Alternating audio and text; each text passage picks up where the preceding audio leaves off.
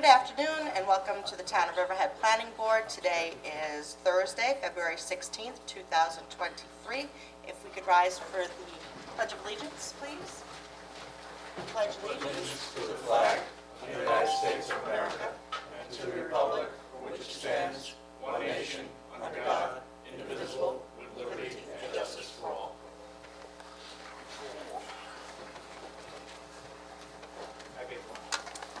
All right, we do not have any public hearings today, so we're going to move on to our first discussion item.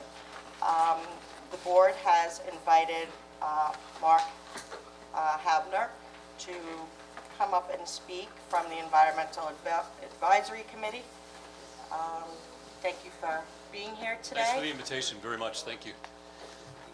I've got a handout that I've only got one copy. You're gonna have to fight over it, or I can have somebody make copies. One of the two. Yeah, Matt, you gonna do that for me? Thanks, man.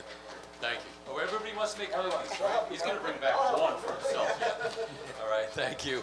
I'm the chair, co-chair of the Environmental Advisory Committee.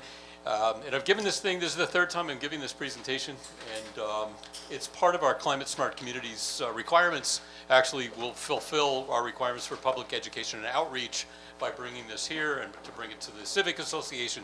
We can bring it anywhere. And what I'd like, just to preface this whole thing, is especially with this audience, is that when we build a house, it's going to last probably for 100 years. If we build a skyscraper, it's 75 years. If we build another Walmart, it's going to be 50 years. So everything we build today, this minute, and for the next couple of weeks or months, is going to last that long. So whatever we build into these buildings today is going to be a retrofit problem in 10 or 15 or 20 years. So the economics of that are another discussion. Matt, if you can go to the next slide, that'd be great.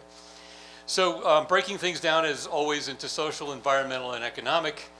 What we're planning on doing with the Climate Smart Communities and the Clean Energy Communities programs are to reduce greenhouse gas emissions, which we're required to do. I'll get into that.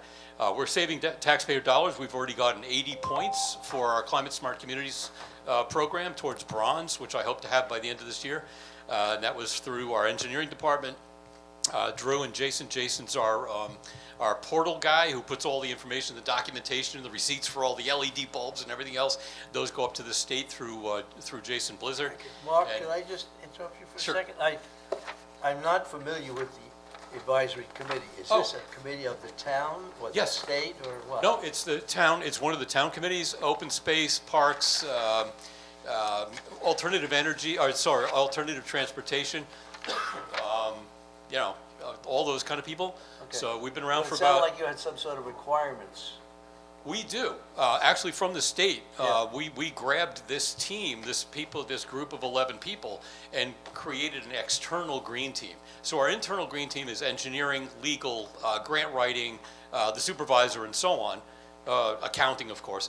And the external green team is volunteers who fulfill all the. They gather. We've got 120 things on the Climate Smart Communities list to choose from. Some of them are electric, some of them are composting, some of them are C&D. So we've got a lot of opportunities to get the points, and we just submitted a grant today for a 75-25 split with I forgot the name of the, what's the name of the environmental something. It's not 50-50. All the Climate Smart grants and NYSERDA is complete matching. I mean, no matching rather, it's 100%. DEC is 50-50, but Frank across the hall found us a 75-25, so we're taking it. So the grant writers are part of this team. So we'll make the programs, and this is what's got to be done in the community. And I'm way ahead of myself. Sorry. Sorry. No, it's okay. It's okay. So yeah, we are a volunteer committee. We've been around for about 4 or 5 years now. Barbara Blass is on it, not Sid Bale, and quite a few others. So. Let's see, so increasing energy security and reliability is part of the goals of the NYSERDA program for energy. We're building resilience into the climate change is a big deal, and the science is showing us that we need to get our act together quickly, and that's what we're trying to do. Advancing community goals for public health and safety. If we reduce our diesel emissions from our generators, then we've certainly increased our health of our community. And a green innovation economy. Innovation does not have to be technological. It could be biological as well. So if we have our $650,000 wetland restoration for the Meeting House Creek was innovative in that it used green space and the absorption rate of a wetland to reduce the amount of water that comes across the main road and up to my house. So, okay, go ahead. There are several terms that I don't want to get into right now particularly, but mitigation we hear a lot, and that's preventing damage in advance of an event. Resilience is recovering from the damage, like standing on the beach and getting knocked down. Resilience is getting up again. Whereas adaptation is putting the hip waders on and standing a little further back on the beach, right? So these are different stages of response to things that happen to us. And finally, what we're working with the North Fork Environmental Council is creating a system of improvements to avoid the need for all of this, right? So if and they talked about moving back today, by the way, at the Environmental Roundtable. Who was that? Was it? Yeah, Palumbo and his crew, they talked about, no, it was Sarah Anker. Sarah Anker talked about moving houses and buildings and structures away from the shore. So the language for this is starting to come out. Thank you. Drawdown is the book that came out 4, 5, 6 years ago. They did a lot of studies, and we know where to attack, how to get the biggest bang for our buck, how much reductions we're looking at, whether it's through electricity or consumption, or whether it's through food scraps to compost, right? That's a 1-for-1 if it's burned. If it's buried anaerobically, it's 2 to 1 for methane. So we can reduce our emissions just by doing a compost program with food scraps, and we've already started that. 130 actions, I'm not going to name them all. Let's see, economic benefits. We get a higher bond rating for the further we go up this chain of points to get to the bronze. I'm really striking for bronze this year. We get a better bond rating. We get increased chances of grant amounts. It's really weird.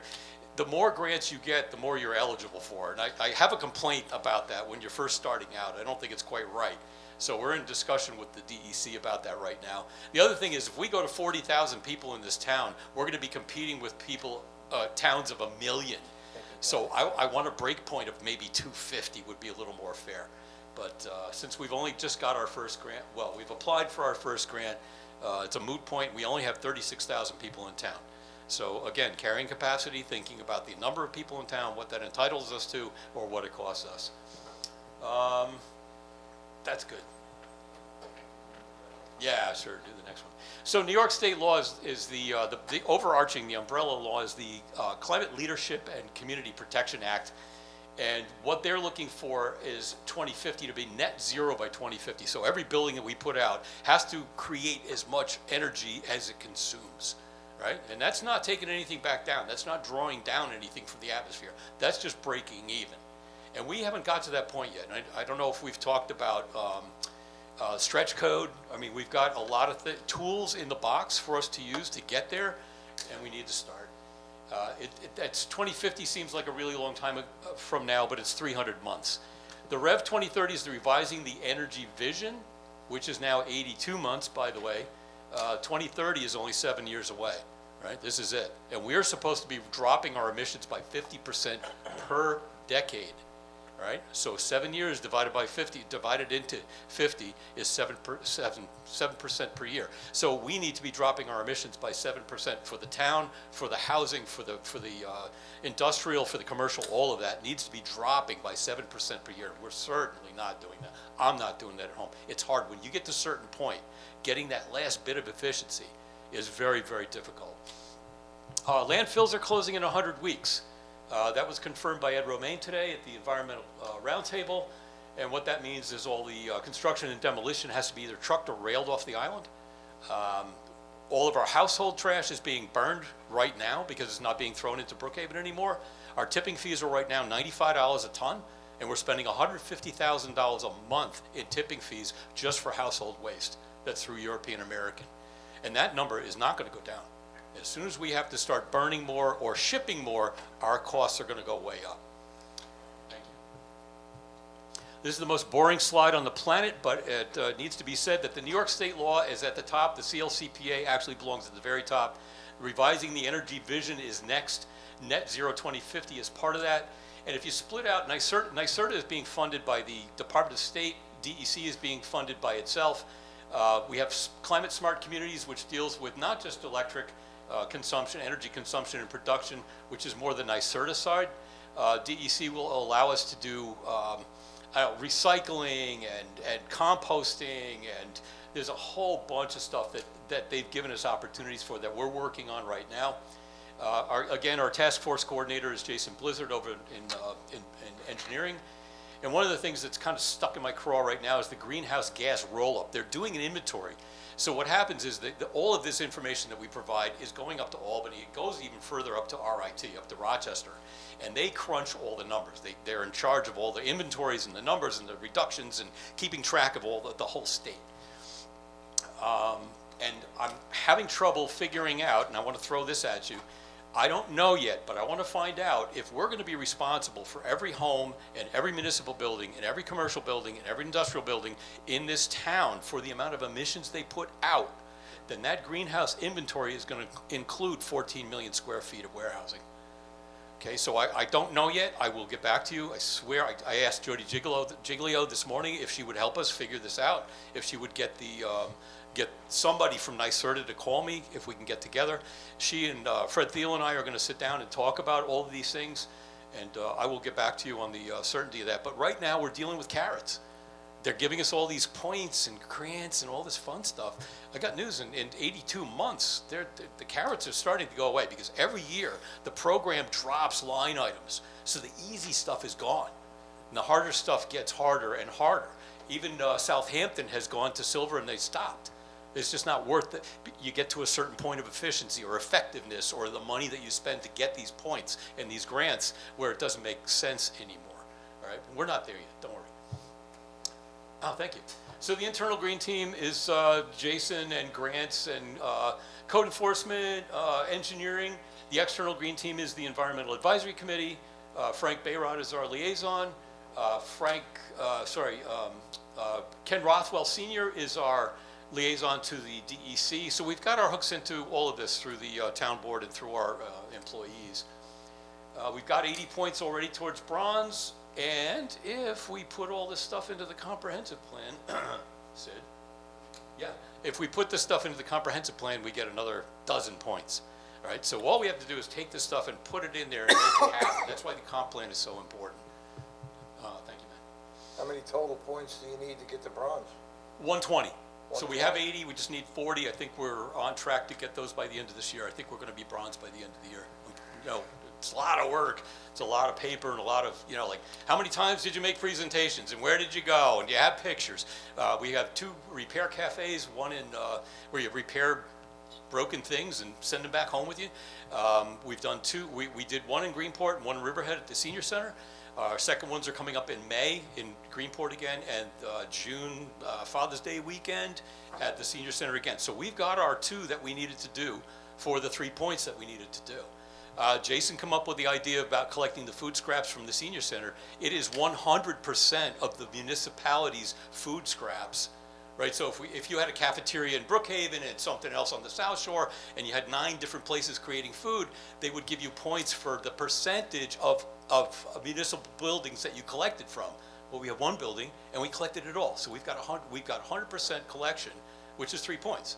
So we're working on doing that right now.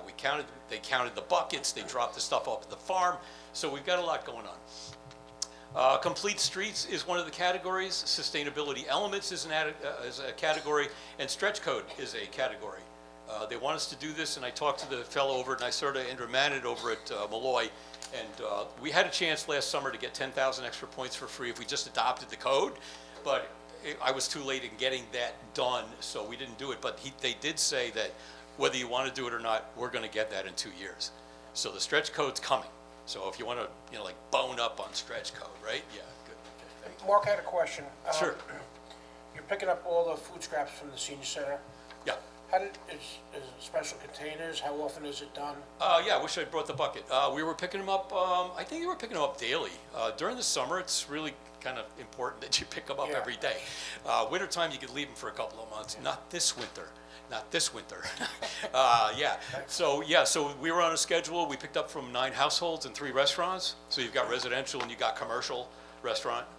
Back of house, it's not the front of the house with, with the Yeah. the silverware and the napkins and all the crap and the baby shoes that wind up in the bucket, So that's a different discussion. What else? Can I just ask you, is there Sure. a benefit for the restaurant to participate in that program? Well, they'll reduce the volume if they're putting out, so we have 7 outfits here, Split Splash, Walmart, 3 hotels, TGI Fridays, Best Market, did I do it? At 2 tons a week. These people are putting out 2 tons a week, and they're required by state DEC law to make sure it gets donated first, right off the bat, to the food banks. We have nine food banks and 2 soup kitchens in Riverhead, right? I don't know how that's going. We're gonna move that into a program list very soon to find out how that's going, tracking and compliance. And then the other has to go within 25 miles. It has to go to a composting facility, and there are none. We don't have any.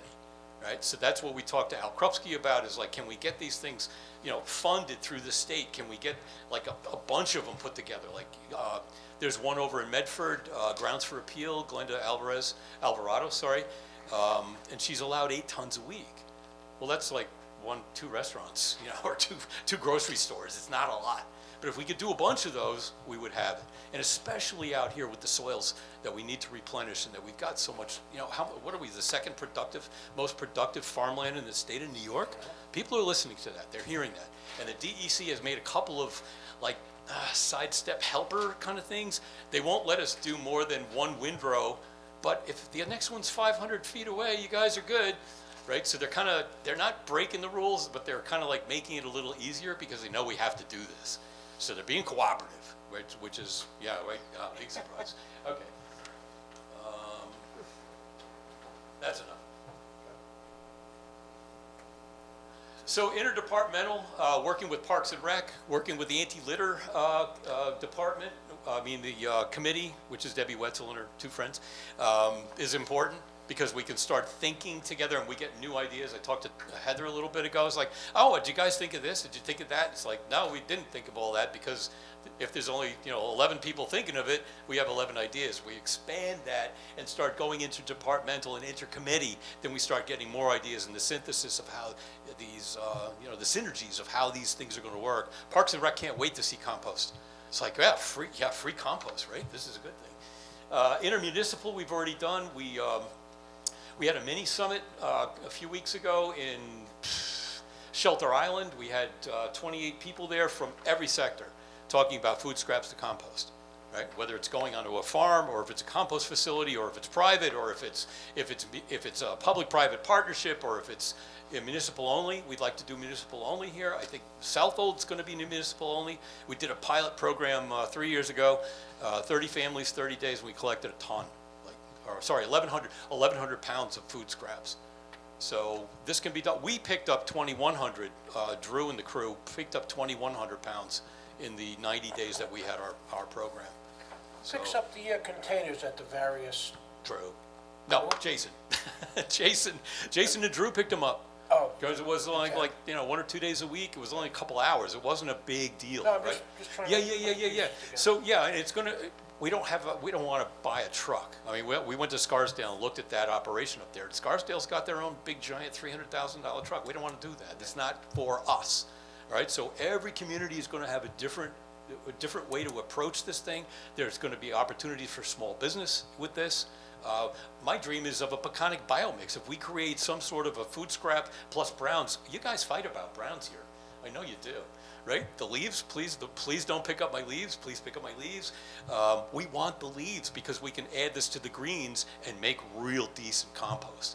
The Organic Farming Association, NOFA, New York, is already using Jim Bunchuk's from the Southold transfer station. They use their browns. That's how clean they are. They're using for organic farming just those browns. So if we can put a clean green into that, if we can get food scraps without forks, and I know the farmers, we presented to the Long Island Farm Bureau, and their concern was, is the stuff that's in there, the impurities, right? The forks. I mean, we even picked out the avocado stickers in Southold at one point, right? That's how clean this has to be. But again, it's not going to be the same answer. The gated communities are going to want countertop composters, because they're not allowed to just do this with all their food scraps in their backyard, right? There's homeowners associations, there's mobile homes associations, so we've got different sectors already identified. Why are we talking about compost? Is that what this is about? Sorry, go ahead. It is the last slide, so I can talk. Integrated into the comprehensive plan, but working already. We're already doing it, all right, at very little or no cost. Community participation and community engagement is very important.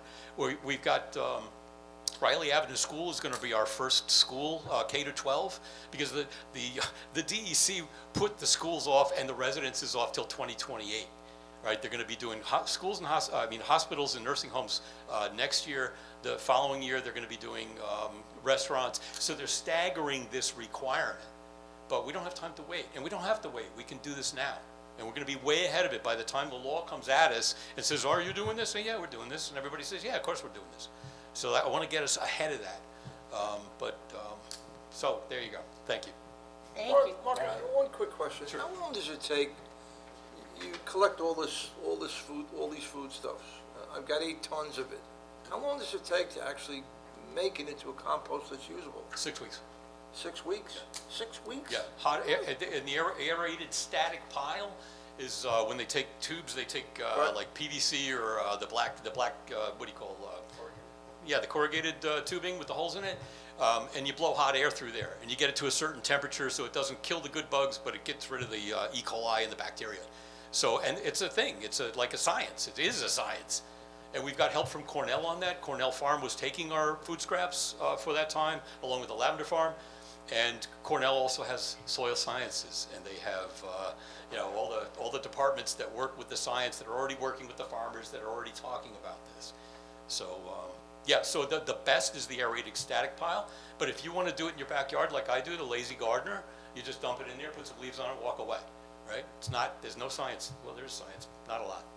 We actually have that Do you? Yeah. at our home. Yeah. And it's great, you know. It is. My husband, he puts all the leaves Yep, on top of that's it. it. In the beginning, it was a little rough, Yeah. remembering to not throw anything into the garbage that Right. could go out there, but I have the little box inside of my kitchen that gets filled up Mm-hmm. Yep. and dumped out each day, and Right. pitchfork. That's it. To Oh, mix it I all don't up. even do that. I just spread it out a little with the bucket and just, and then just put the leaves on top. 3 to 1 is about the best in the backyard. Okay. They're finding that the commercial deals are using 2 to 1. And if we counted, we did count all the leaves that are, the leaf piles that are out in Youngs Avenue. If we did this at 100%, we're putting out, residential's putting out 9 tons a day. All right, our town is putting out 9 tons a day, plus another 2 or 3 for the food generators, the big, large food generators. And I figured if we had 100% compliance, we could make all the leaves go away in 208 days. It's not going to take any time. It's going to be very quick. So, and make room for more. Yeah. Anyway, thank you. All right. Thank you so much for coming Thank you. today. We appreciate it. Thanks. Okay. Nice job. Let's move on to our second discussion item, which is 826 Sound Shore Road, Chapter 219, application with Heather Trojnowski. Good afternoon, everyone. It's going to be a hard act to follow. That was a lot of information. It was great information. It was. Okay, and with me today, I have Tom Kramer. If you could just introduce yourself. Hi, I'm Tom Kramer, principal firm Kramer Consulting Group, office in Miller Place. Welcome. All right. So the planning department received a Chapter 219 application seeking approval to perform improvements relating to the reinforcement of the bluff at 826 Sound Shore Road in Jamesport. The proposed improvements include the installation of vegetation, 204 shrubs and 2,724 perennials and ground covers, to be exact, at the top of the bluff and down the face of the bluff slope in order to stabilize it and prevent future erosion. They're also going to install drainage improvements on the property to maintain and manage the stormwater runoff that is going over the face of the bluff.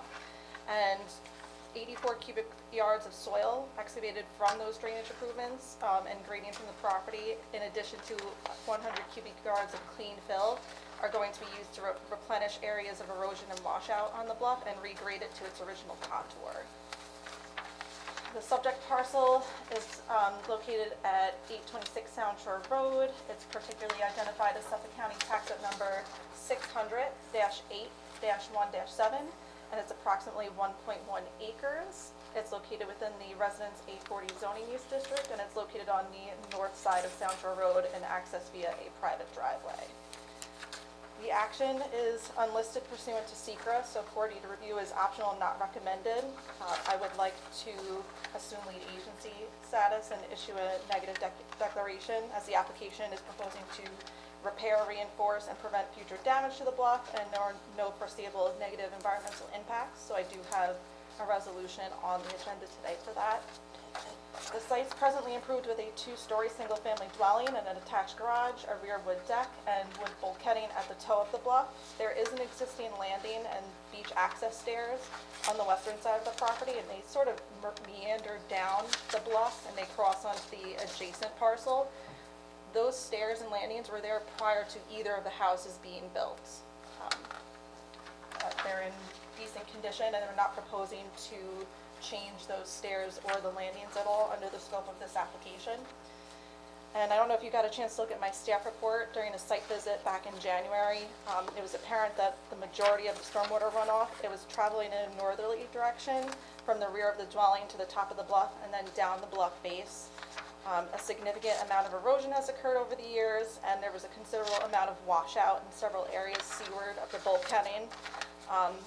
Joe Bayer had asked me about an existing drainage pipe that's there. I believe that's going to be removed, and it's all new drainage structure is going to be installed. Well, what we're doing is we're storing 4 inches on site, and then it's gonna overflow into that pipe. The pipe right now just drains directly down, picks up the water and drains directly out. So we're going to store it first before it overflows. So there'll still be an overflow. There'll be still pipe down, but it'll be overflow. Because when you're putting all those drainage structures Right. behind it, isn't that enough to handle all the runoff? Well, this is like a safety measure, that we're having. No, because when I looked at the beach, you could see where the water comes down that Oh, yeah. pipe and has to erode the sand there. Yes, some of it's coming down the pipe, and some of it's, if you look, it's to the left and right of the pipe as well, like it's coming right over the bulkheading. And, I mean, even the root mat for all the existing plantings is starting to come loose, because as the soil, as the sand comes down and erodes, all all of the undermined. plantings are also sort of migrating. I mean, there were some beach cedars that were on the beach. I mean, there were some of them that were on the bluff, but you could see they were starting to come over, and then there were ones that were already growing on the beach in front of where the bulkheading was. I did refer this to Vinnie, the consulting engineer for the town, and in a memo dated February 8th, 2023, he had no objection to the proposed improvements, but did provide comments, which I put into my staff report.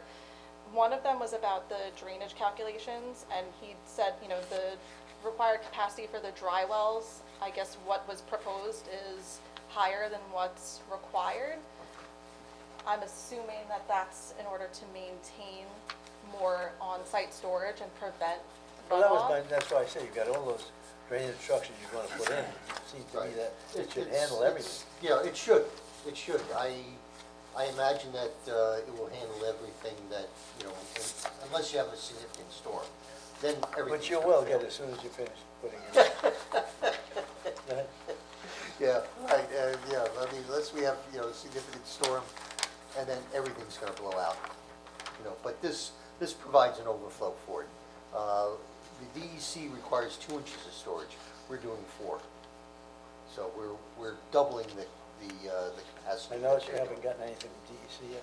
Yeah, they do have, I used the DART permit search, and they do have an application in, but as we all know, DEC it takes time What do you for them to process the Dock? permits. A dock permit? A DART, it's a permit search. You can actually look up project names and addresses and see where people are at in the review process.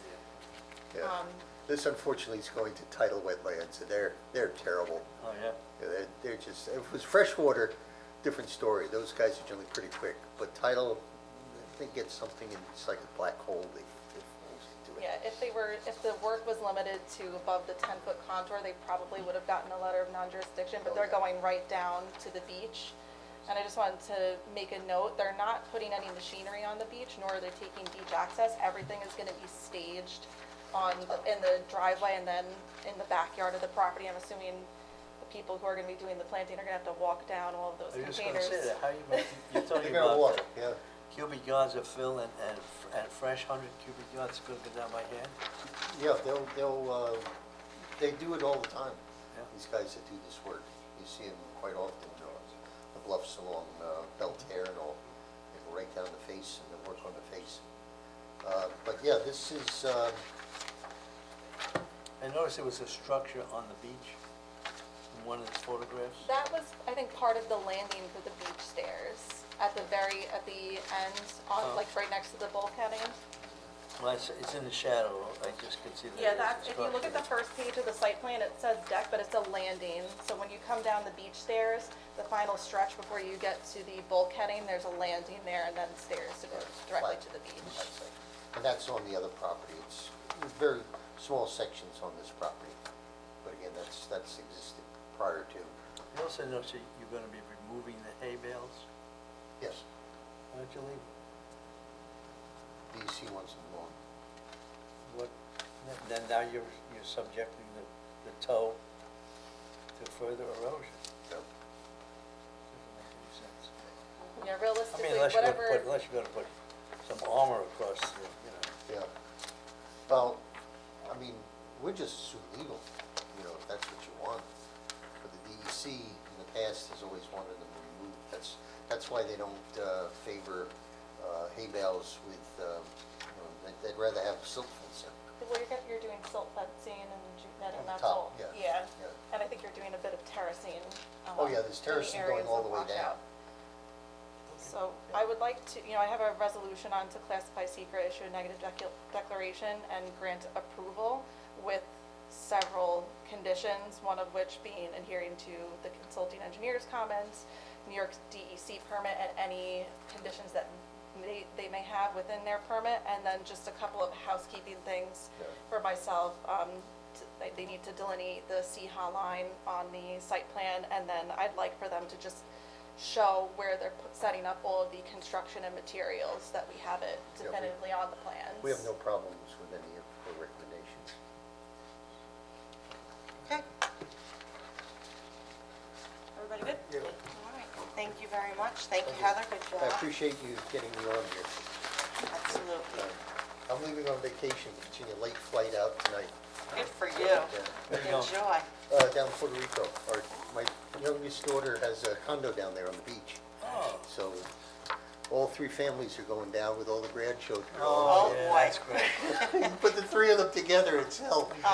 We'll have a wonderful time. Thank You have a Thank you. great time. I recommend a lot of alcohol. Yeah, no, I think so. Thank you. Thank you. All right, let's move on to Maris Farm minor subdivision with Greg Bergman.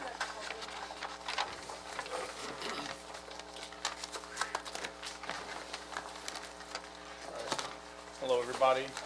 I did forward my report to Charles Cuddy, who's the attorney for the applicant. He informed me that he had a long-standing meeting with another client, but he did forward me an email. He had no objections to any of the issues raised in the report. He did say his client was amenable to the buffers between the residential property. So I can just relay anything that comes up in the meeting to him, but he said it was okay to present. So the planning department's received and reviewed a minor subdivision application which is seeking to subdivide two existing parcels of land and create 4 separate lots with the potential yield for 4 new single-family residences. Total acreage of the property is about 27.1 acres. The property is identified as Suffolk County Tax Map numbers 600-17-1-6.1 and 6.2. Are located on the northwest corner of the intersection of Roanoke Avenue and Sound Avenue. Tax lot 6.2 contains approximately 22.1 acres and has approximately 727 feet of frontage on Sound Avenue and about 1,285 of frontage on Roanoke. Tax lot 6.1 is 5 acres and has approximately 258 feet of frontage on Roanoke Avenue. The property is split zoned between the RA 80 zoning district, which comprises approximately the front 380 feet along Sound Avenue, and the remainder of the property is zoned RA 40. There's residential subdivisions to the west, and we've got Rolling Woods at Roanoke Section 2 to the north, and Park Sound Estates is to the west.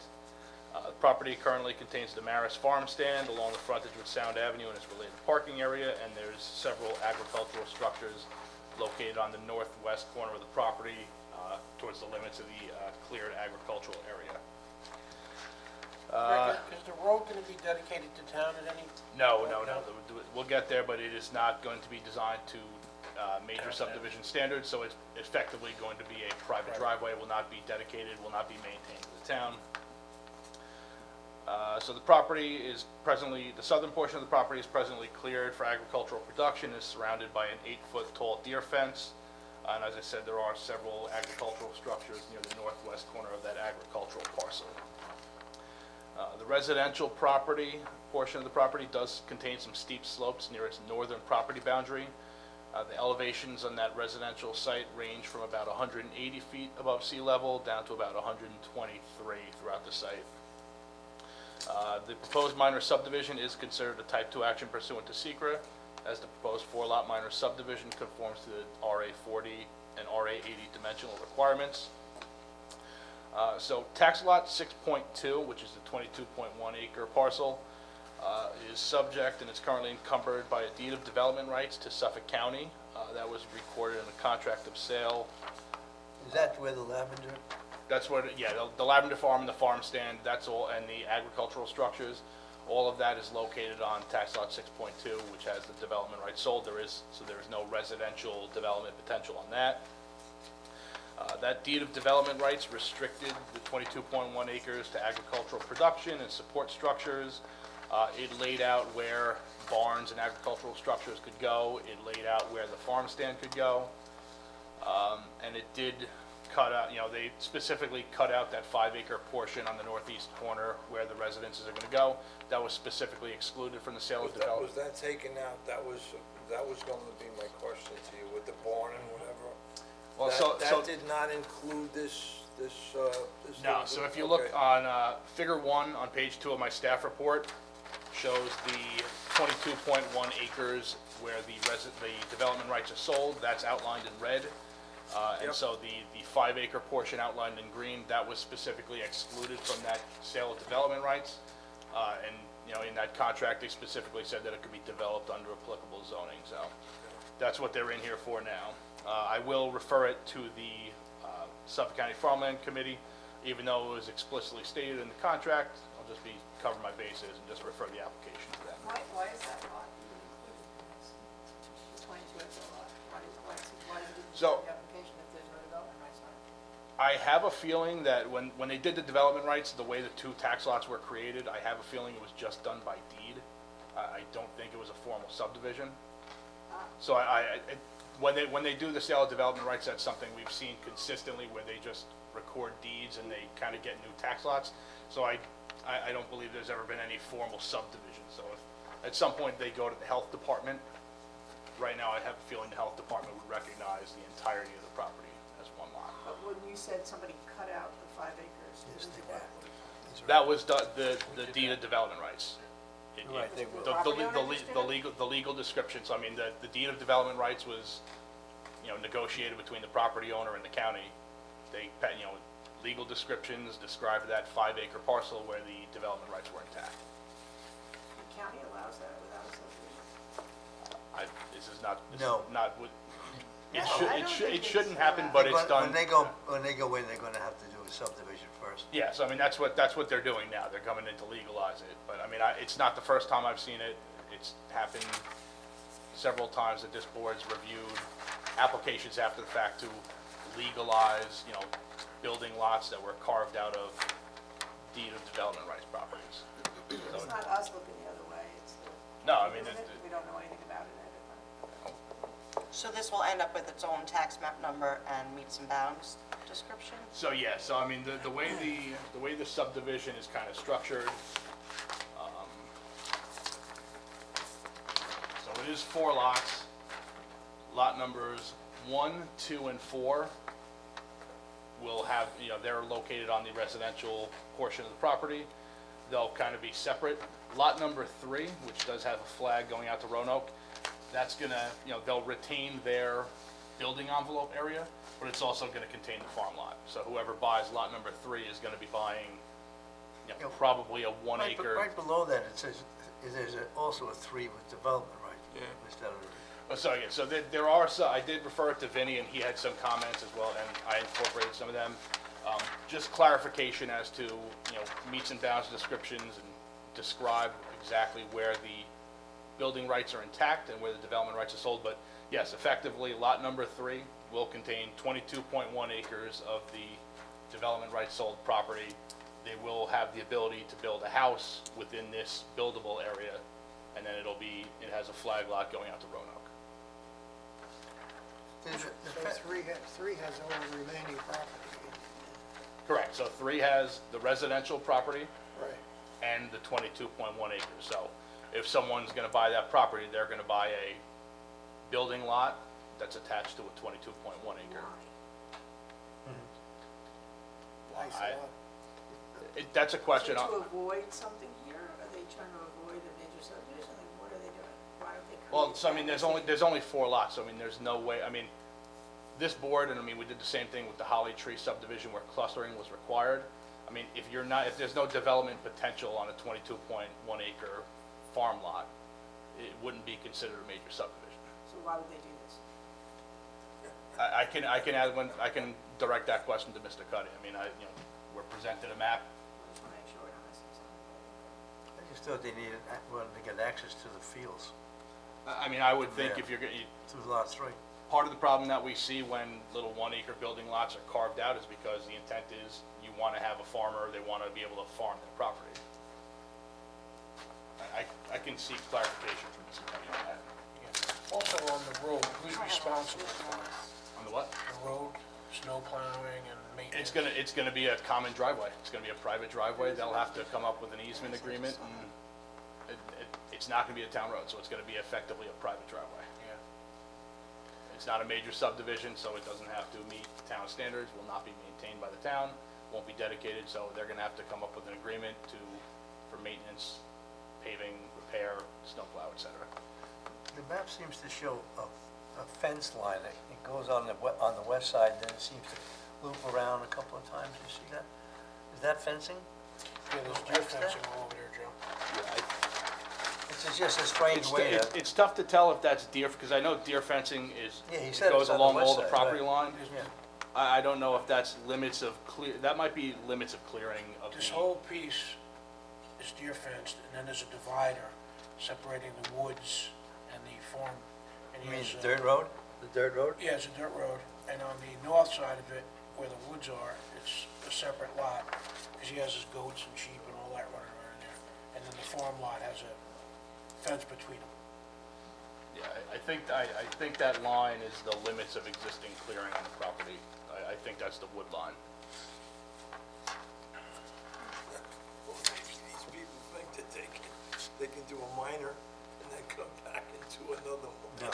Well, no, I mean, it's not a minor, like, we've seen situations where they do a minor on top of a minor on top of a minor. They sold 22.1 acres of development rights. It's a 4-lot subdivision. This is not an attempt to, this is not an attempt to subvert the code or get a major subdivision I'm without. thinking, I got it wrong then, Greg. I was thinking 3 is 1 acre plus 22. It is. It is, well, so, The development rights are sold on the other 22. oh, the development rights Yeah, are sold so on the 22, okay. the limit of the development rights isn't gonna change. There's Okay, still, the all right, 22.1 okay. acres is still gonna be encumbered. So they're basically gonna have a farm lot that has maybe a 1 acre building Yep. envelope. They're gonna put one house there. Gotcha. And that'll be they can access the farm. Gotcha. So as I said, the access, it is not gonna be a town road, it will not be dedicated. They do show a right-of-way, a improved surface of 20 feet wide. It does terminate in a cul-de-sac with having a radius of 60 feet. In terms of the compatibility with the agricultural production, right now, the northern portion of the 22.1 acre development rights parcel does have some existing vegetation. There's some woods there, so right now it would provide a buffer from the residential properties.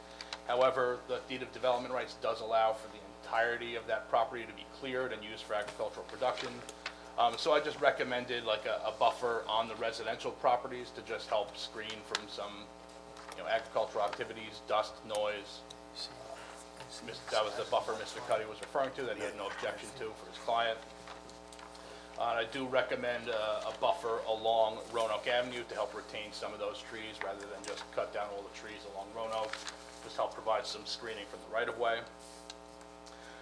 Water and electrical, it's assumed, would be run through the common driveway, so we'll need to put easements over that common driveway to allow for maintenance of and installation of the utilities. I did refer the plans to the town highway department. They did say that a road opening permit will be required, and that proper drainage will be required in order to catch all water and prevent it from entering Roanoke Avenue. I would recommend, being that the common driveway will serve the 4 lots, that access to lot number 1, even though it does have frontage on Roanoke, that access to that lot number 1 should be taken from that common driveway, and the common driveway would be treated as a front yard, rather than, wrestle around with what setbacks are down the road. Did refer the plans to the fire marshal. The fire marshal indicated that a fire hydrant shall be required on Roanoke Avenue at the entrance to the subdivision.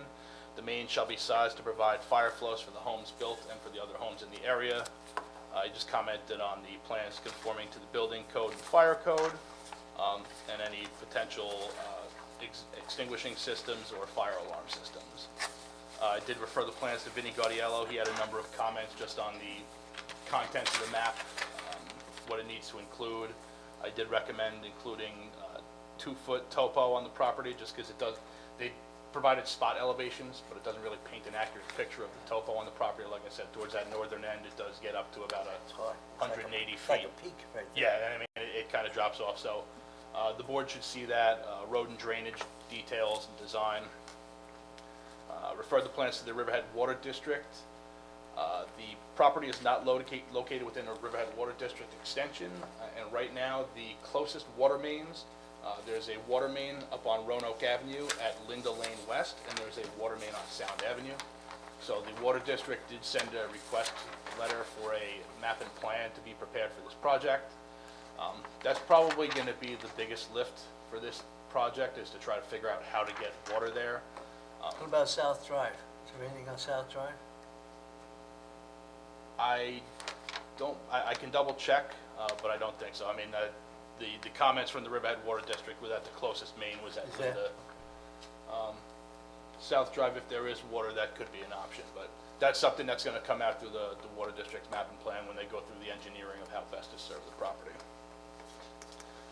Regarding park and recreation fees, the plans were referred to the Parks and Recs Department.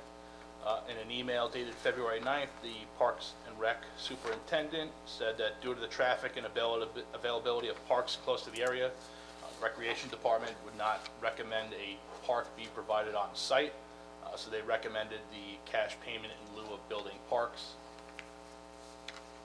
Being that it's a minor subdivision, it only creates 4 new residential building lots. It is not subject to the requirements of the Long Island Workforce Housing Act. Will That require. answers that question that we had last time. Yep. It will require referral to the Suffolk County Planning Commission. Obviously, they'll need Health Department approval prior to Planning Board approval. So for this project right now, I do have a resolution to classify it as a Type 2 action. That'll allow them to start working with the Health Department and get their applications into them. Before we schedule a public hearing, I think it would be reasonable to wait for that map and plan from the Water District to see how they're going to provide water to the subject property. You also have to provide topo. Yeah, we'll get the comments from, they'll address the comments on the map, but I think the map and plan will be the most significant issue.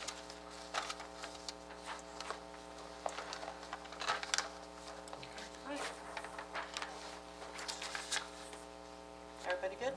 Yep. All Next, we have Great Rock Golf Course Clubhouse expansion with Greg again. So, this is a little bit of a blast from the past application. So the planning board back in 2020 granted final site plan approval for the Great Rock Clubhouse expansion up on 15 Fairway Drive in Wading River. That application proposed to expand the existing clubhouse and add a roughly 6,600 square foot addition with a basement that would be used for golf cart storage, as well as additional parking, lighting, landscaping, and drainage improvements. And they were going to be tightening up some issues with fertilizer storage on the property. So the board had granted final approval by resolution number 2020-029 back in May 7th of 2020. Per town code, that approval is set to expire on May 7th of 2023. The code does allow for a one-year extension to be granted. The applicant's representative came in and dropped a letter off requesting that one-year extension. He indicated that they are getting close to getting their health department approval.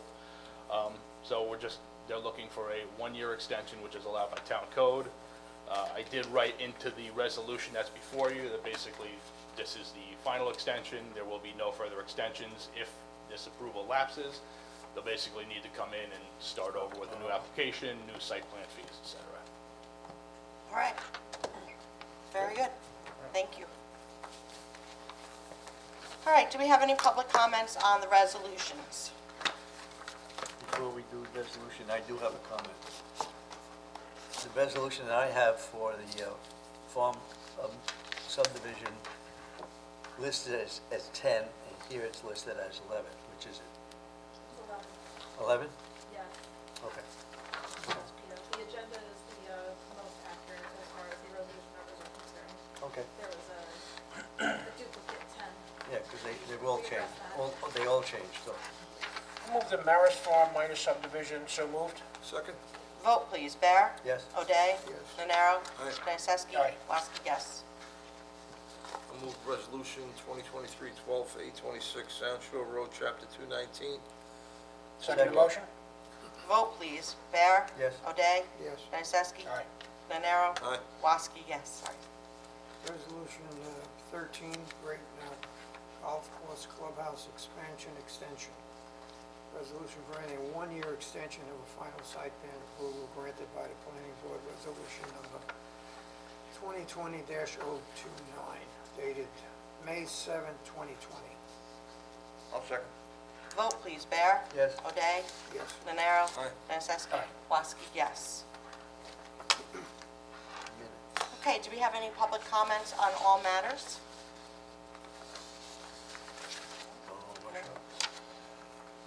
Okay, we have the minutes. I move the minutes of January 19th. Second? All in favor? Aye. Aye.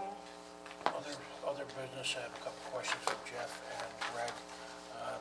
We're going to hold a public information meeting on some of the uses in Calverton 11933. And I know you're working on maps. Making progress there? Yeah. Okay. Yeah, Jeff? I think it'll be good for the board to see really a snapshot of Calverton, rather than think about one application here, to see a map and a key map of what we have reviewing, what's facing us, and also what's already been It's already been developed. there, okay. Are we coming up with any tentative dates where the master planners can be there? or- Yeah, we gave you the date already. I know that was an afternoon meeting. Yeah, I think we're better off having an evening so more of the public can attend.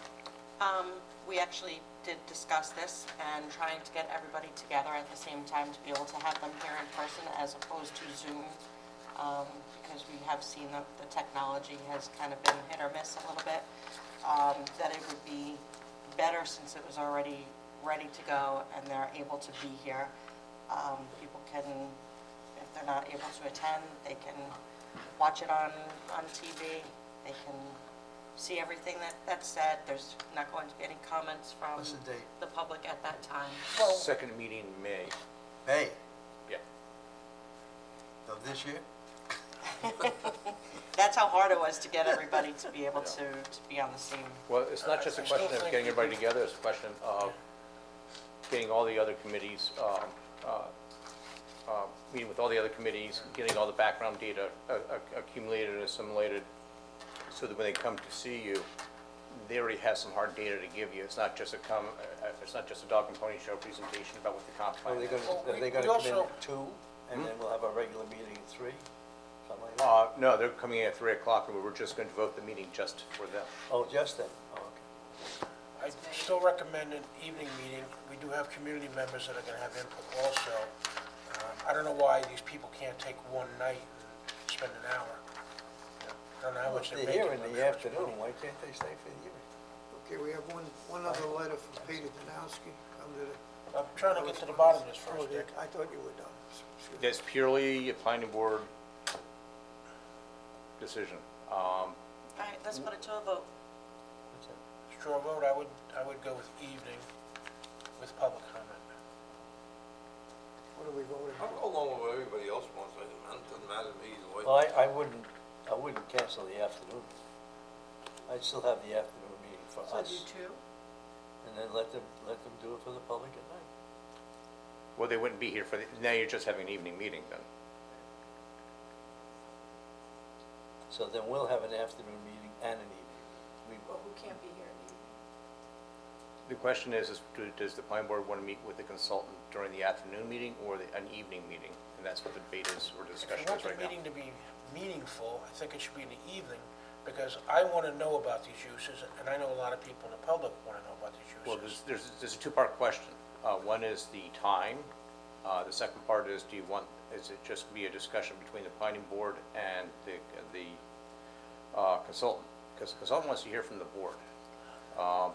They're going to be separate. We're not going to question them. We want them to, and the public to, tell us what these uses are, so that I can understand them, and people in the community can understand. That's understood, that's understood.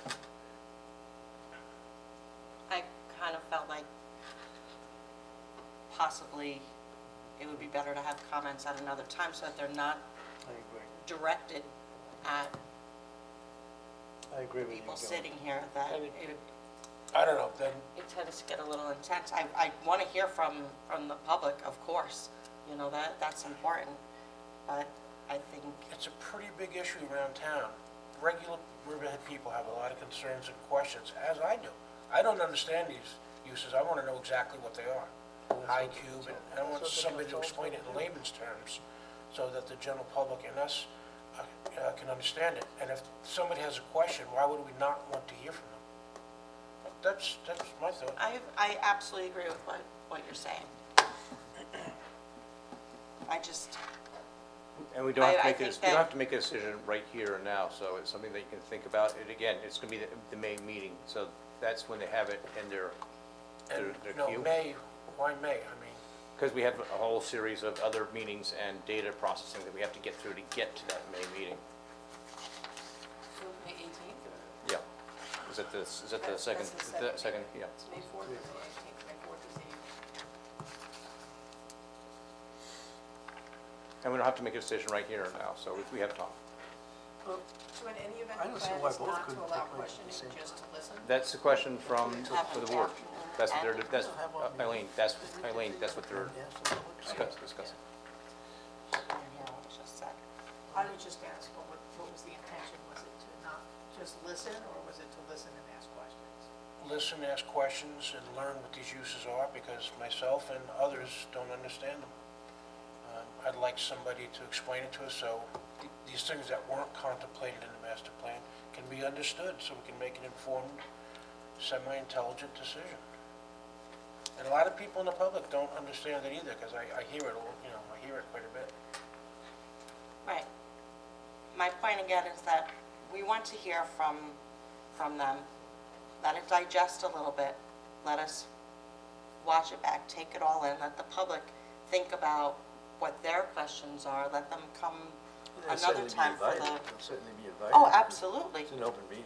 And if you need a second meeting, I'm sure they would come back again.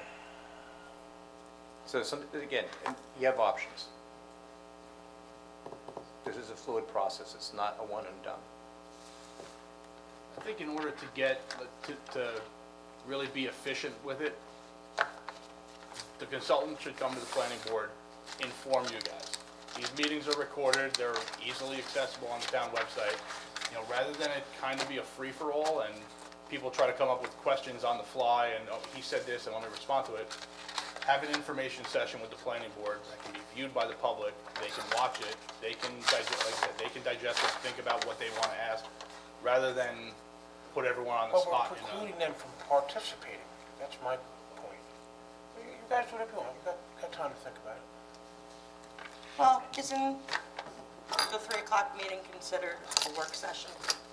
Absolutely. I just So don't- wouldn't this be similar to a work session where they're coming to us and explaining what's going on?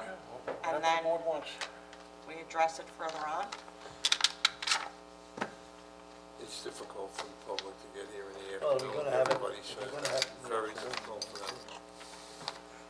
They work, you know. They'll come out. There's been enough controversy, I think they'll come out. Okay. They'll fill the place. Let's not set this right now. I don't want to have a knee-jerk reaction on it. I'd like to digest it a little more. And, What else did you have? You said That you was had a it. couple things. Me? Oh, I thought you said. No, that was it. That was it? Thank you. Okay. Nick has something. Dick, did you have something? that you Yeah, wanted to bring just up? on the back page, a letter from Peter Danowski requesting planning board discussion of request for termination of open space easement agreement in favor of agricultural easement. Okay. That's it. All right. Our next meeting date is Thursday, March 2nd, 2023 at 6 o'clock. We close out the meeting? Motion to close the meeting? All in favor? Aye.